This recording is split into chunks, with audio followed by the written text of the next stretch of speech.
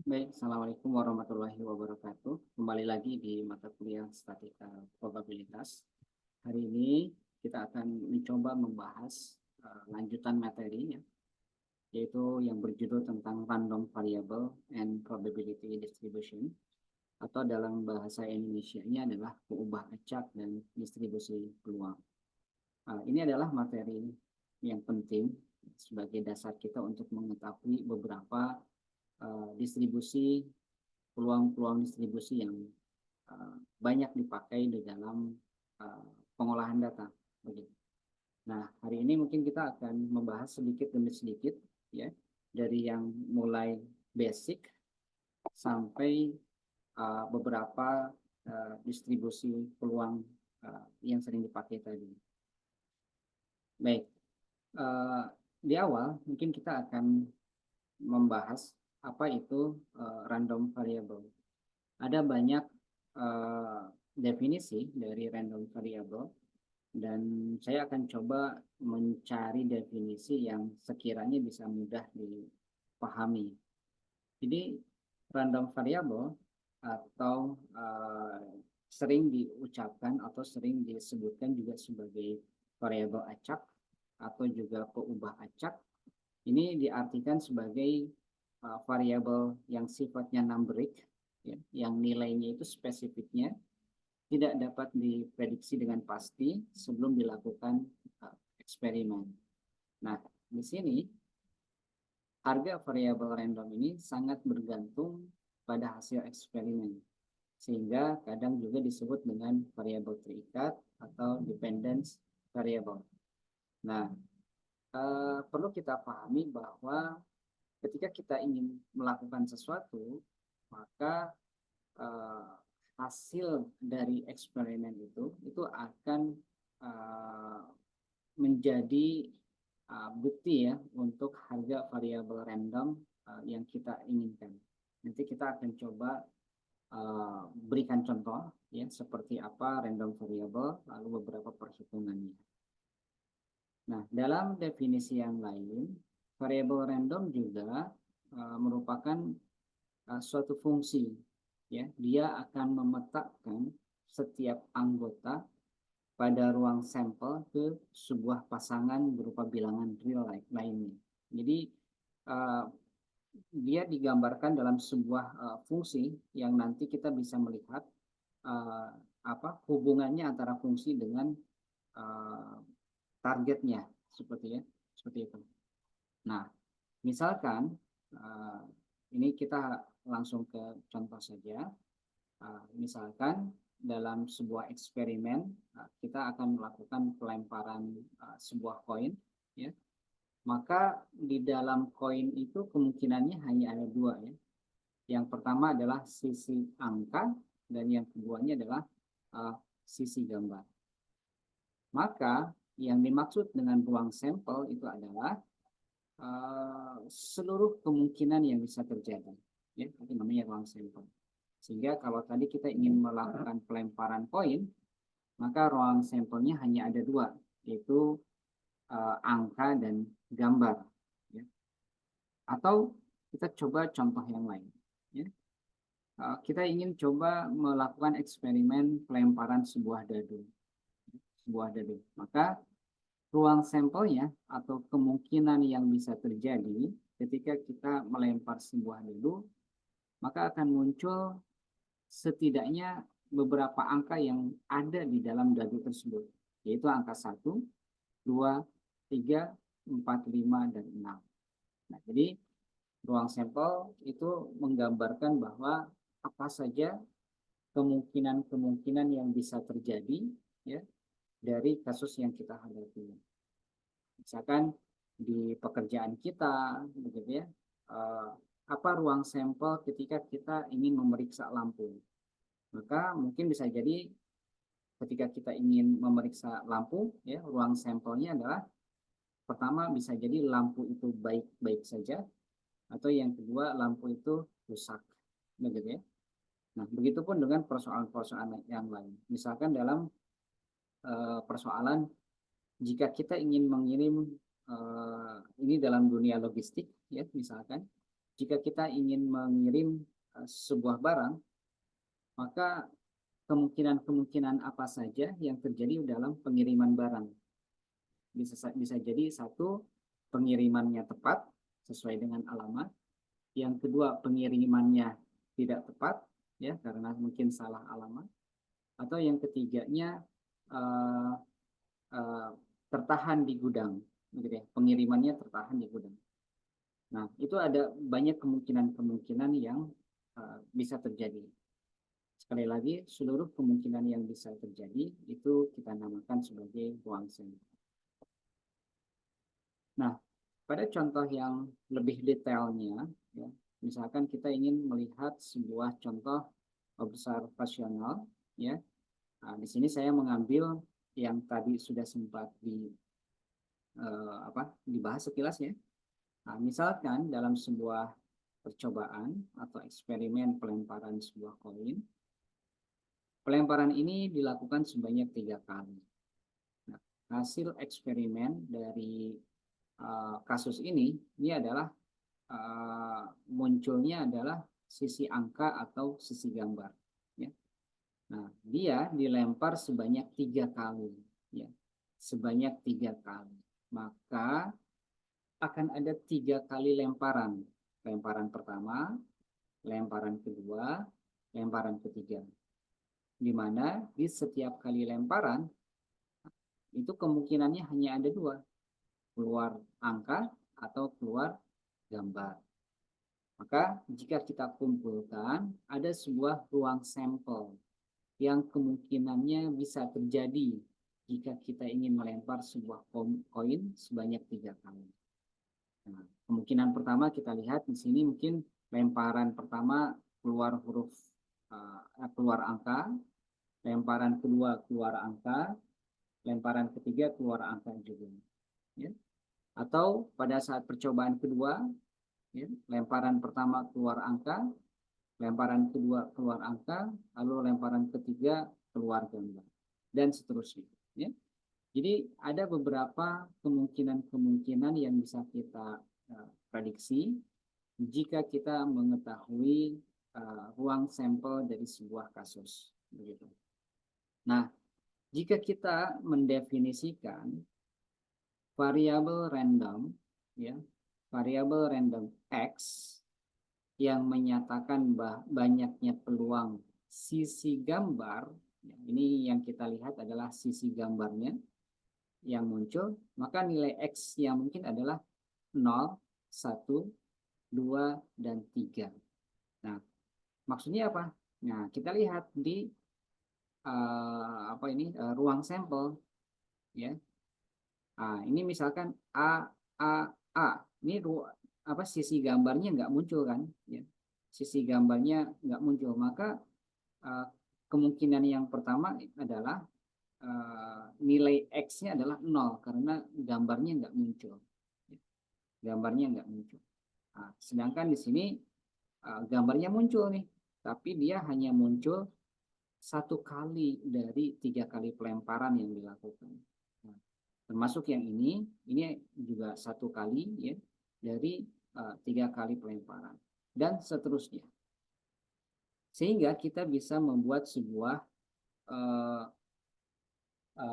relasi ya, relasi di mana di sisi yang sebelah kiri ini adalah ruang sampelnya ya, dan sisi sebelah kanan ini adalah nilai dari variabel random yang kita inginkan. Nah, tadi variabel randomnya adalah menyatakan banyaknya sisi gambar ya yang muncul. Nah, kita lihat di sini. Di sini ada A atau angka yang muncul 3 kali, maka dia tidak ada sisi gambar yang muncul, maka dia berhubungan dengan angka 0. Ya.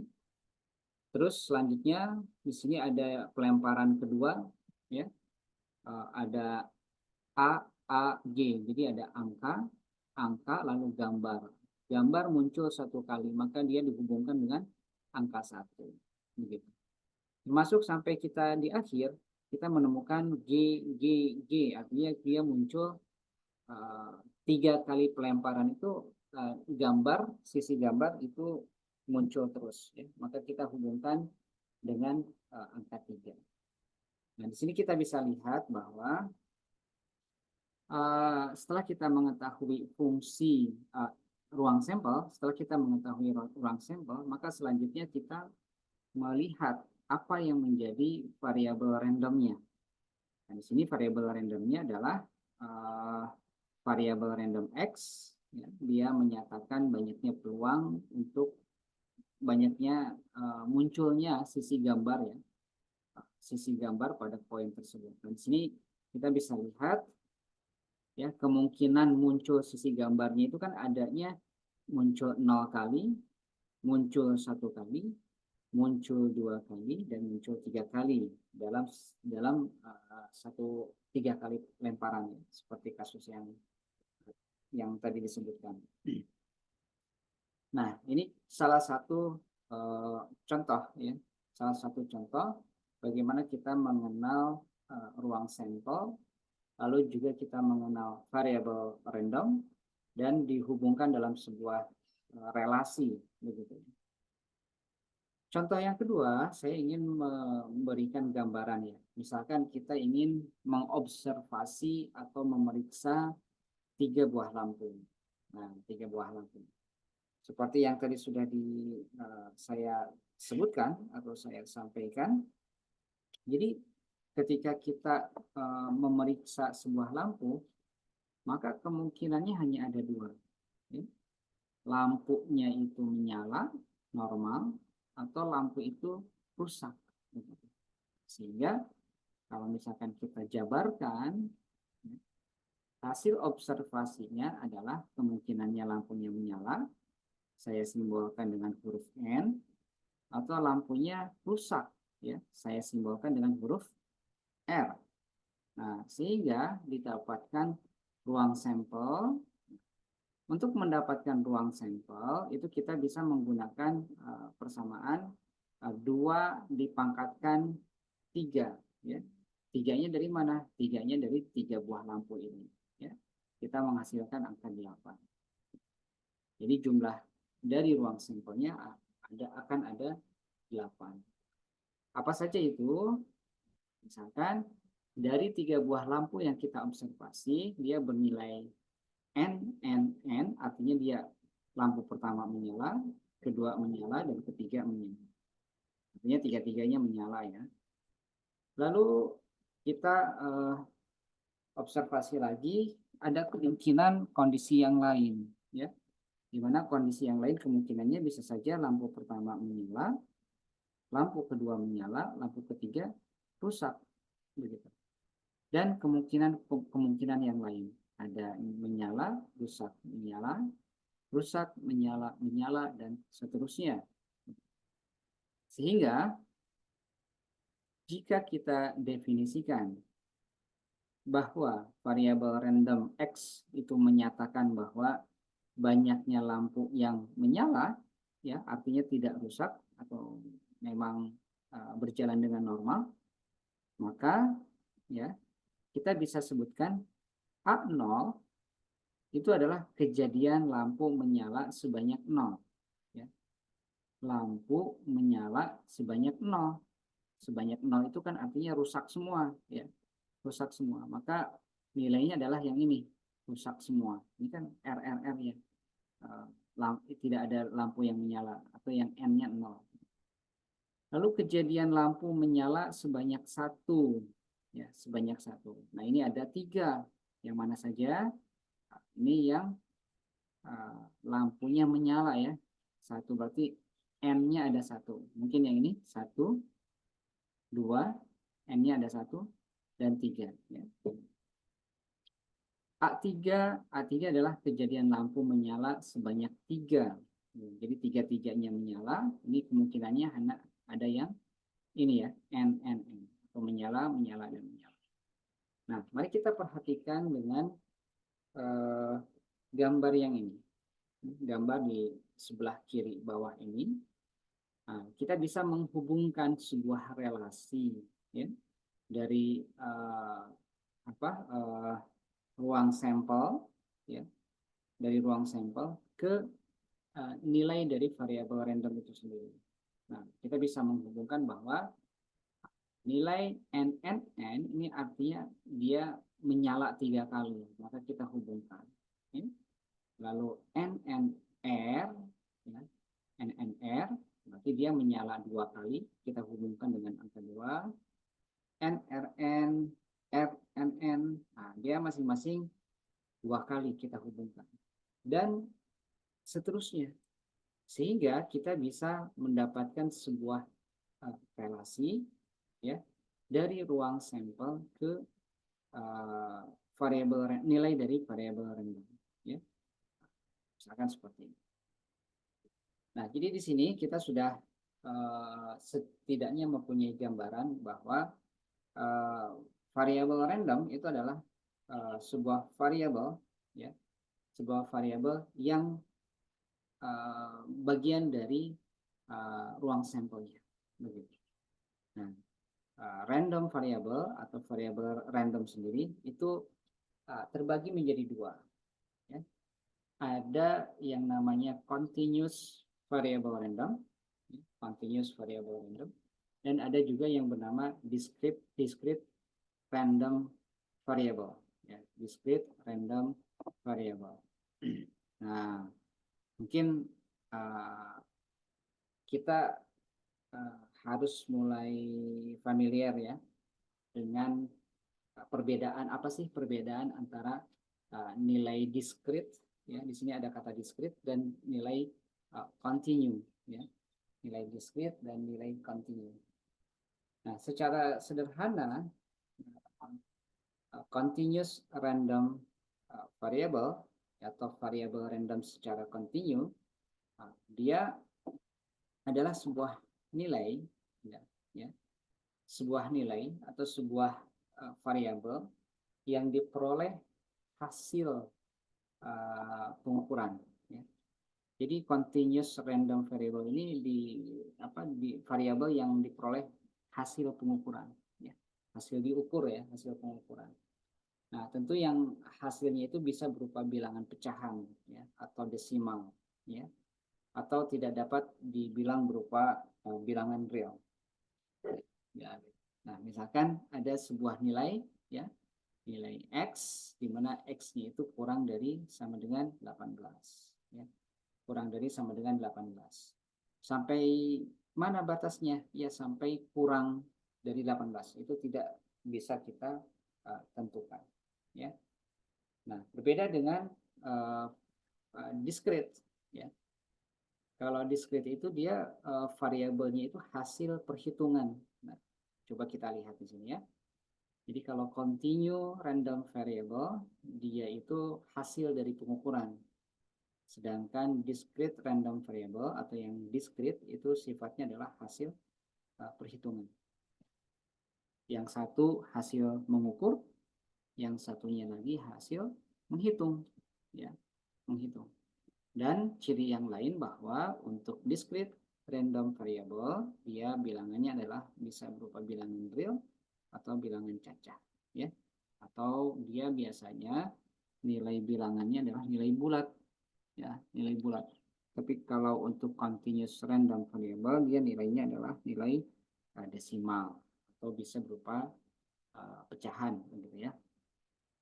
Nah, contoh secara sederhana, saya coba sederhanakan dulu. Nah, ini ada sebuah kejadian nih, jumlah hari hujan selama 1 tahun. Ya. Nah, kira-kira jumlah hari itu diukur atau dihitung, ya. Nah, kemungkinan besarnya bahwa jumlah hari itu adalah dihitung, ya, jumlah hari dihitung. Sehingga karena ini adalah hasil perhitungan, ya, maka dia masuk ke dalam kategori discrete, ya. Nah, berbeda jika kita menghitung jumlah volume hujan selama 1 tahun. Nah, ini tentu tidak kita hitung, ya, jumlah volume hujan, tapi kita ukur, gitu, ya, kita ukur. Nah, karena ini merupakan hasil pengukuran, maka dia disebut dengan kasus kontinu, ya, kasus kontinu. Jadi untuk variabel Ya, untuk variabel ada variabel yang dia berperan apa ya? Dia uh, hasil nilainya hasil dari pengukuran itu yang continue, dan discrete itu hasilnya adalah nilainya adalah hasil dari perhitungan. Ya. Tentu kalau discrete biasanya dia tidak berkoma, bukan desimal atau juga bukan nilai pecahan, begitu ya. Berbeda dengan continuous, dia bisa mempunyai nilai yang apa itu desimal, ya, dan juga mempunyai nilai, bisa juga mempunyai nilai pecah. Nah, mari kita coba perdalam ya, perdalam. Nah, kita coba bandingkan beberapa kasus ya. Dari kasus ini kita coba klasifikasikan kasus tersebut apakah termasuk ke dalam variabel random discrete atau termasuk ke dalam variabel random continue.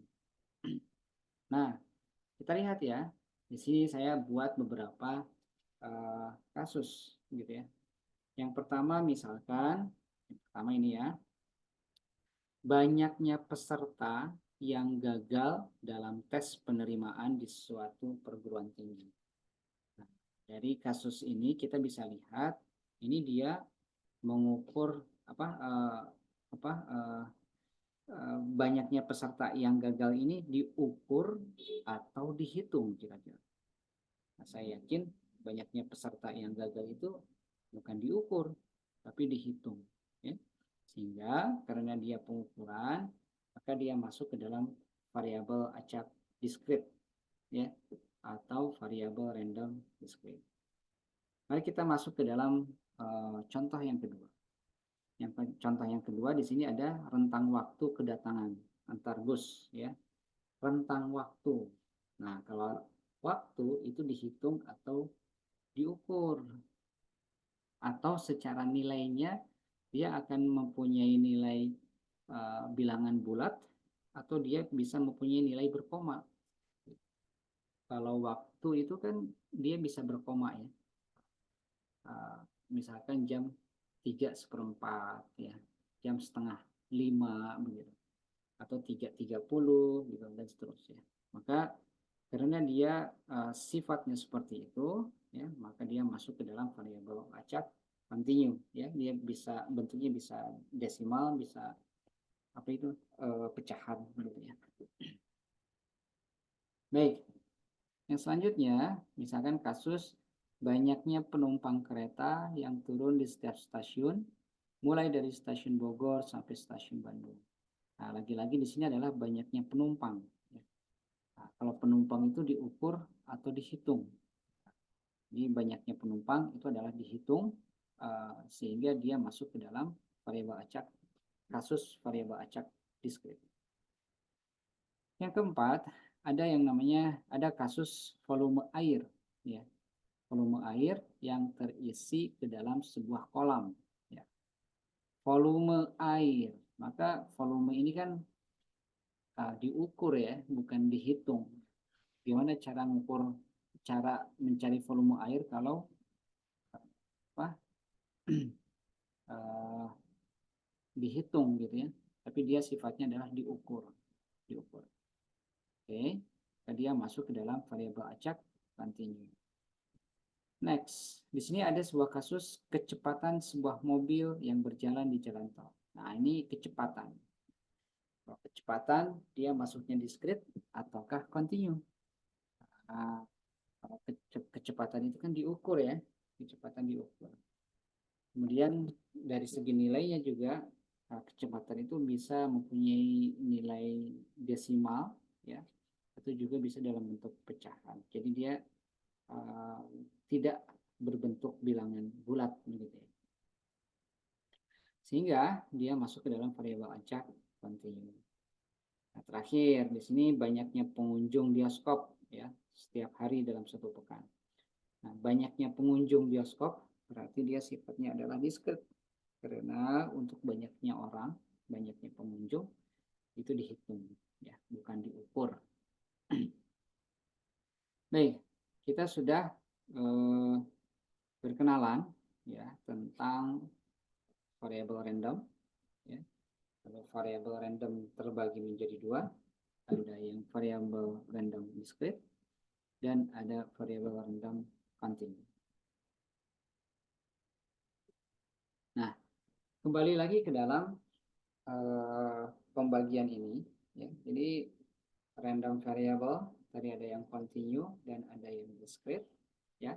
Secara contoh juga definisi dan contoh tadi sudah kita paparkan. Nah, tapi sekarang kita coba mantapkan lagi ya, coba kita pertajam perbedaan antara continuous dan discrete dari beberapa contoh kasus lainnya. Nah, kita lihat di sini, misalkan di sini ada percobaan, ya ada kasus, misalkan pembangunan proyek perkantoran.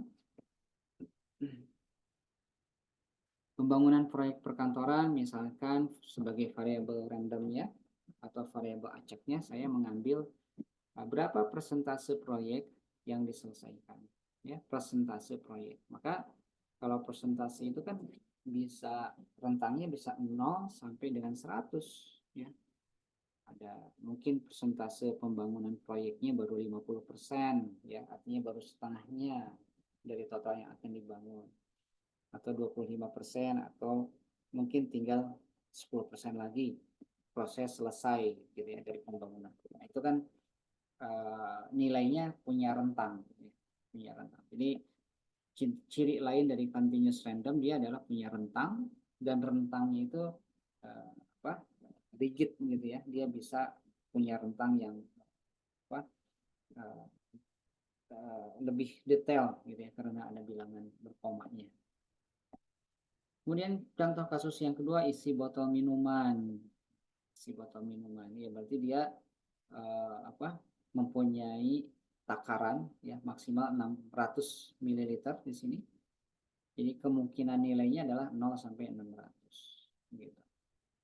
0 sampai 600 ml. Next, misalkan ini ada sebuah penimbangan ya suatu paket. Isinya adalah 20 kemasan ya.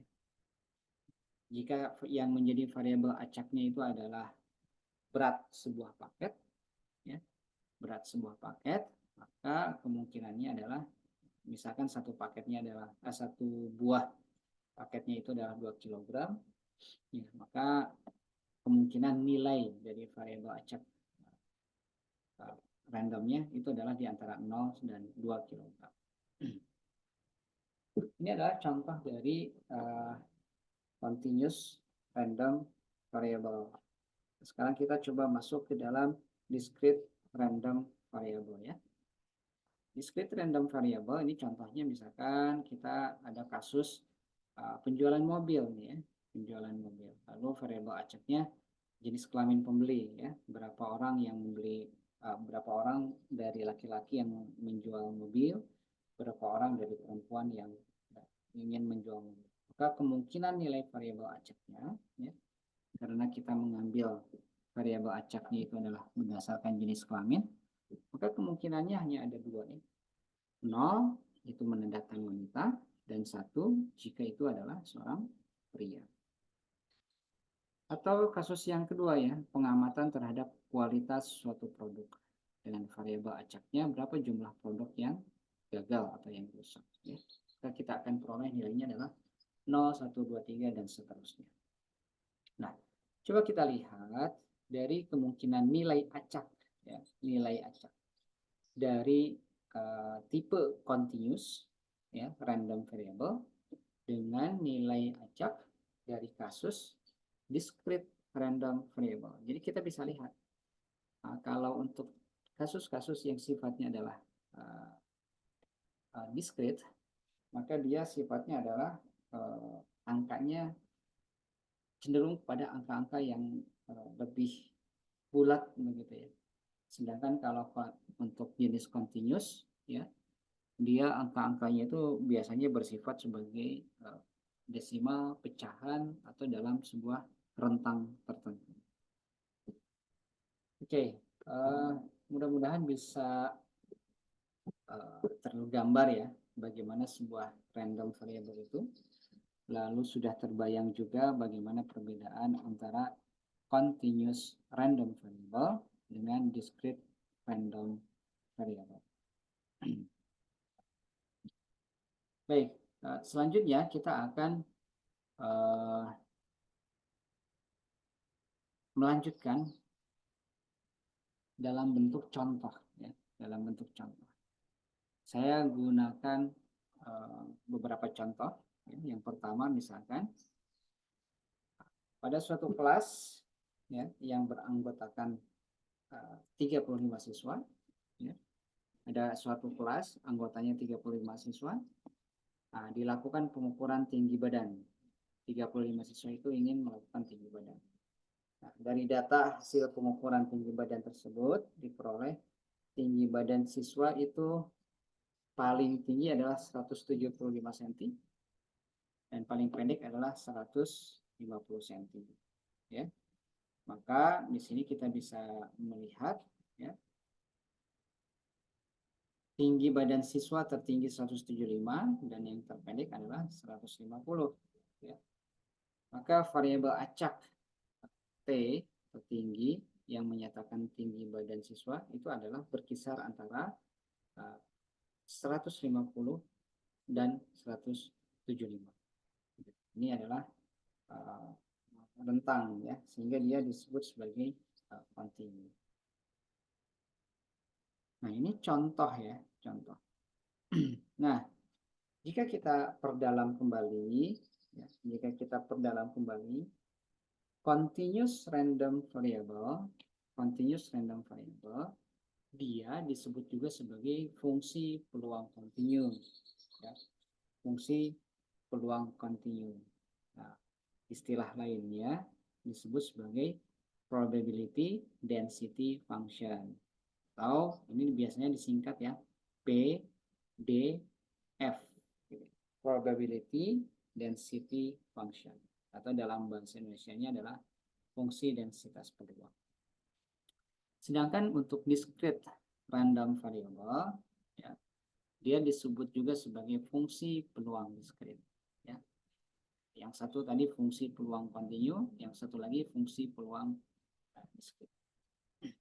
Nah, nama lainnya dari fungsi peluang discrete namanya adalah probability mass function ya, atau disingkat sebagai PMF ya. Jadi kalau buat nyari literatur bisa gunakan singkatan PMF gitu ya. Jadi kalau untuk yang fungsi kontinu ya, kontinu dia bisa menggunakan kata kunci PDF ya, probability density function. Nah, di sini kita sudah membaca ya, melihat ada sebuah kata-kata ya. Fungsi peluang. Nah, ini ada fungsi peluang ya. Ini fungsi peluang itu apa sih?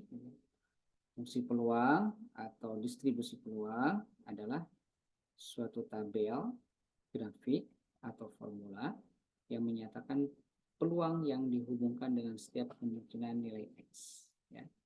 Jadi ini adalah sebuah fungsi yang nantinya bisa berupa tabel, grafik atau sebuah formula ya, yang bisa menghubungkan ya, setiap kejadian dengan setiap kemungkinan kejadian dengan nilai dari variabel random itu sendiri ya.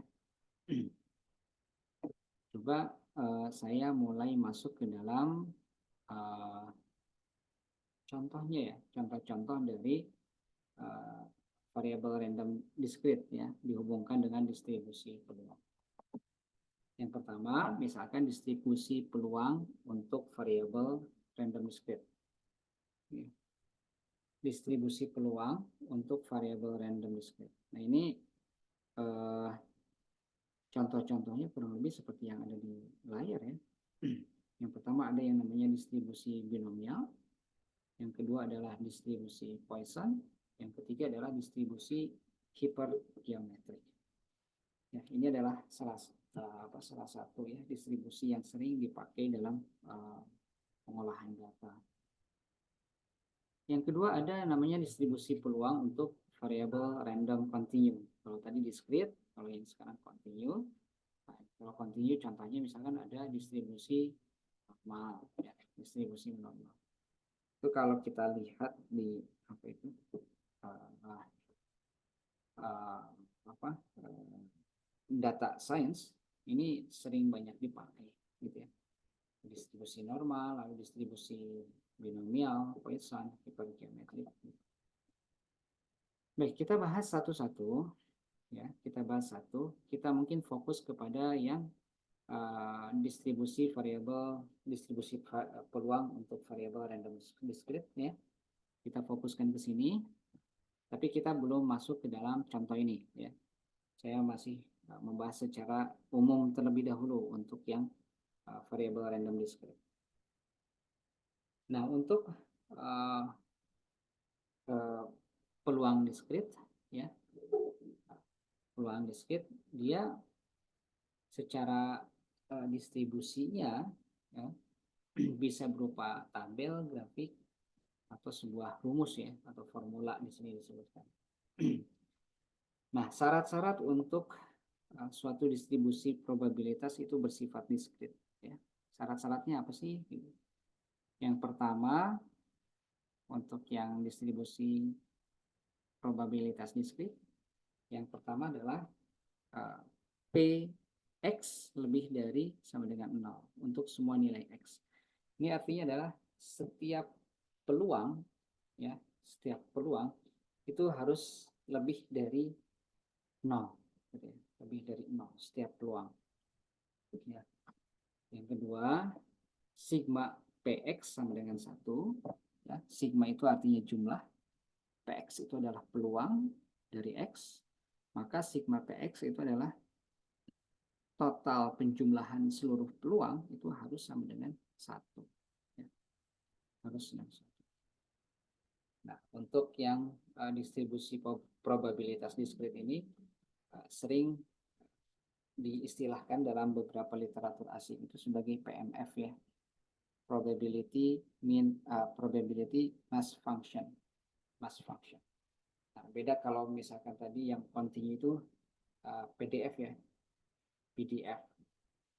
Kalau PDF itu adalah probability density function. Probability density function. Nah, saya di sini karena kita fokus ke fungsi peluang discrete, saya akan memberikan contoh, ya. Nah, contoh ini kita ambil dari contoh sebelumnya yang sudah dibahas, ya, tentang eksperimen atau percobaan melempar apa itu angka koin, melempar koin. Kemungkinannya ada dua, ya, angka dan gambar, ya. Setelah kita kerjakan, mungkin pertanyaan selanjutnya adalah carilah fungsi probabilitas dari X, ya. Nah, kalau kita lihat di sini ini adalah ruang sampelnya. Ini adalah ruang kemungkinan dari X yang tadi sudah kita cari, gitu ya. Maka kita akan memperoleh tabel peluangnya adalah untuk 0 itu adalah 1/8, ya. Kenapa 1/8? Karena hanya ada satu, ya, ada satu kemungkinan, ada 0 kemungkinan, ya. Yang munculnya 0 kali, yang tidak muncul gambar itu ada satu, ya. Nah, makanya di sini 1/8, ya. Untuk yang lainnya juga, untuk yang muncul gambarnya 1 kali, muncul gambarnya 2 kali, muncul gambarnya 3 kali. Nah, ini karena munculnya 3 kali, maka dia jadinya 3/8. Ini juga 3/8 dan ini 1/8. Dari mana 8? Ya, 8 itu dari banyaknya ruang sampel secara keseluruhan, ya. Ruang sampel. Ini kan kalau dari segi gambar bisa kelihatan, ya. Jadi yang kejadian yang tidak muncul gambar itu ada yang tidak muncul sama sekali ada satu, ya. Yang ini nih AAA, ya, dia tidak muncul gambar sehingga gambarnya 0, tapi kejadiannya sendiri terjadi, begitu, ya. Ada satu kali kejadian yang kemungkinan bisa tidak muncul gambar sama sekali, ya. Maka di sini 1/8, 3/8, 3/8, 3/8. Kalau kita lihat di syarat, ya syarat apa? Ya, kalau kita cek di eh, syarat fungsi peluang diskrit, ini kan syaratnya 2 ya, syaratnya 2. Jadi dia peluangnya harus lebih dari 0, ya, lebih dari atau sama dengan 0. Lalu total peluangnya itu harus 1. Kita cek coba ya. Jadi dari yang nilai ini kan peluangnya, ya, kita sudah lihat peluangnya lebih dari 0 semua, ya, positif semua. Lalu yang keduanya kalau dijumlahkan seluruh peluang, hasilnya adalah 1, ya. 1/8 tambah 3/8 tambah 3/8 tambah 1/8. Hasilnya kan 8/8, artinya adalah 1. Nah, ini jadi dia sudah memenuhi, ya, sudah memenuhi dari distribusi peluang diskrit, ya, syarat-syaratnya terpenuhi. Lalu bagaimana fungsinya? Nah, sehingga dari kasus ini, ya, yang ditanyakan itu kan carilah fungsi probabilitas dari X, ya, fungsi kemungkinan, ya, dari X.